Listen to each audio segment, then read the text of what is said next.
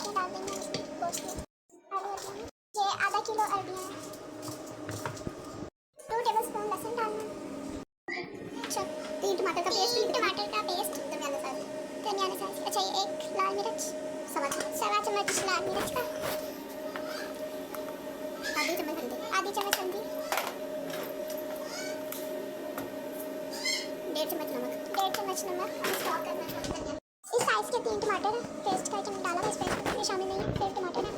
धनिया का कितना डालेंगे? 1 चम्मच बस। ये 2 गिलास पानी के हम डालेंगे।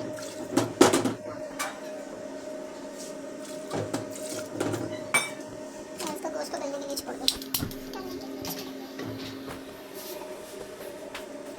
तकरीबन 5-6 मिनट, 20-25 मिनट के लिए हम इसे छोड़ देंगे।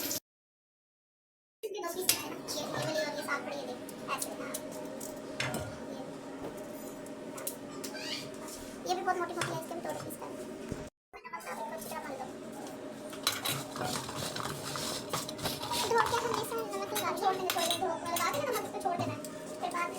तकरीबन 20 मिनट के लिए छोड़ देंगे। फिर गोश्त डाल देना।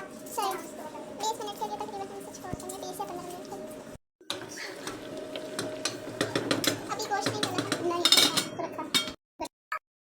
अच्छा पानी अभी गोश्त को हम वैसे भी थोड़ा सा सख्त रखेंगे ताकि हम अरबियाँ डाल के सीटी चलाएंगे ना, बस पकने वाला छोड़ देंगे। मैं थोड़ी सी देर अच्छा